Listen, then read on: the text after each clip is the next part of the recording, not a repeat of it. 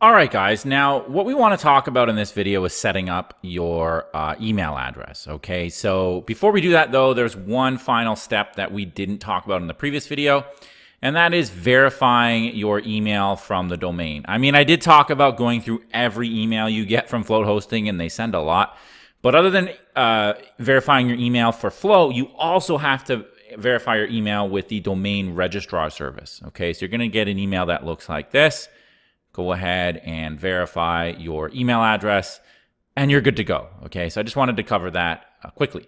All right, so after you have your order placed here, you're going to be able to continue to the client area.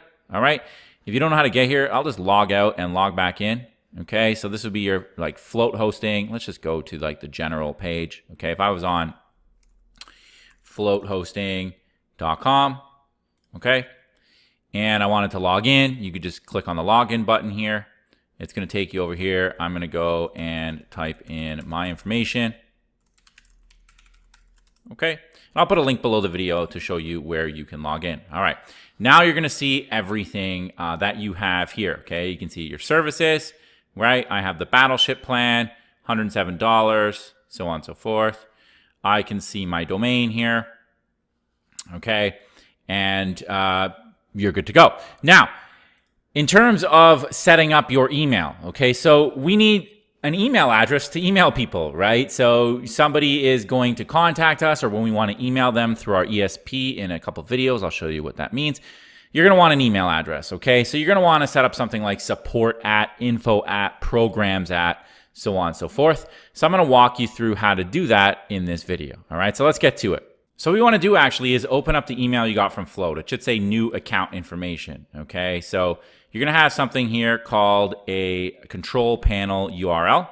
You're going to want to click on that, okay? And you're going to want to put in the username and password that they provide you, all right? You can see mine is grayed out here, just so that, you know, I don't think anybody will log into my account, but you never know, right? So we're going to go ahead and grab the username and password that was created. And we're going to click on the login button. All right. So we're going to do a couple things in here. So this is your cPanel. Okay. This is how you sort of manage your domain. Okay. And this is where you'll install WordPress. This is where you'll install email addresses and so on and so forth. Okay. This is sort of like your hub. All right. But there's a lot of stuff here. The only two things you really need to do are right here in the little welcome screen. Okay. So we're going to go ahead and create an email account. All right. And I recommend you don't do support at or even contact at or even info at, okay? Because everybody does that. And we're going to get into this when we get into the email section of this module. But Google is the main email provider, right? Everybody has a Gmail. It makes up like 80% plus of all email addresses out there. And one of the ways that they determine what is spam is through duplicate content, okay? And so a lot of people that use contact at, info at, support at, they end up in the spam folder just because of those words, all right? So I'm going to teach you guys some of the things to avoid staying out of the spam folder, because obviously the more inbox our email can get, the more people will open, the more people will click, the more money you'll make, okay? So I always recommend you do something along the lines of programs, or you could even put your name, okay? Sean at or whatever, okay? But something different than support, contact, or info, all right? So I'm going to go ahead and set my password, all right? And we're going to go ahead and click on the create button, okay? Just close this here. And just like that, we have an email address, okay? So we can go ahead and click on the check email button, okay? It's going to take you to this round cube thing. So what I like to do is, instead of logging in and coming to the screen every single time, by the way, anytime this comes up, just click the allow button, all right?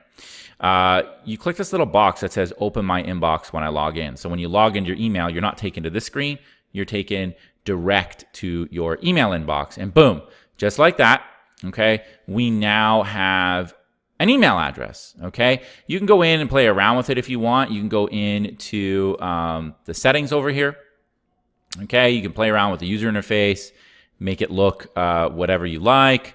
You know, you can just play around with it, okay? Don't touch anything like the server settings or anything along those lines. I really just honestly never even come in here. I'm just showing you some stuff that you could do. Now, if we wanted to just set a test here, we could say, okay, I'm going to set up a new email. All right, we're going to click the compose button, and we can just send an email out to myself. Okay, click on the test button. Hey, this is a test email. Okay, this isn't where you're going to send emails out to your contacts, by the way, okay? But you definitely need to have an email in order to use an autoresponder. We'll cover that in a future video, so don't worry. So I'm going to send that out, make sure that that worked. Okay, we're going to go back to my email address here. Boom. Okay, programs. This is a test email. Okay, I'm going to reply back. I'm going to say thanks. Okay, and we're going to click send. Don't worry about this. It's because the first time I've ever received email from this. Sometimes Gmail does stuff like that. Don't worry about it. Okay, so I clicked on the thanks button. I'm going to go back here, and I should get an email from myself soon.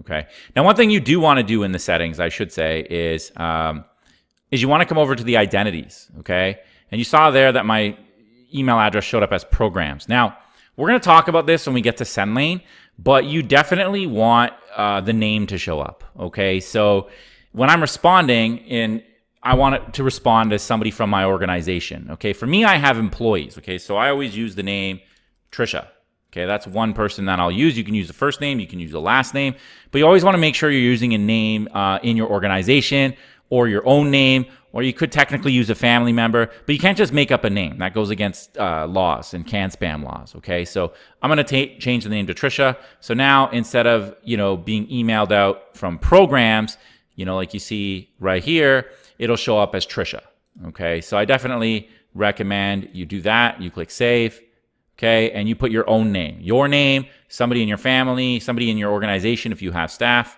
and you're good to go. And there you go. You can see my reply came up. So email is now functional. Now again, if you want to save the login, I'm just going to log out here. Okay. Your email address will be in your login address will be in the bar up here. Okay. It might be different for you. All right. But go ahead and note that down. This is where you would log into webmail. Okay. So you have a cPanel address, you have a float hosting address, and you have a webmail address, okay? And then eventually you're gonna have a domain WordPress address, okay? So there's 4 addresses. Your float address is like where you manage your services and buying domains, okay? That's float hosting, that's where you would buy stuff. This is your cPanel, okay? This is where you would install WordPress, install email accounts, and do a whole bunch of things on your domain, okay? And then this is your webmail, right? This is your email address now for your domain. And then finally, you're going to have your domain .com/WP admin. Okay, I'll show you what that looks like. That's going to be your WordPress login. All right, so we'll put that below the video so that you guys aren't confused, but you are going to need to write down 4 different logins and save them somewhere because you're always going to come back to them. Okay, so that's really it for this video. You just need to set this up. I'm going to talk about managing this in a future video, but essentially this is a setup so that you can set up emails from your autoresponder in a future video. All right, so that's it. See you on the next one.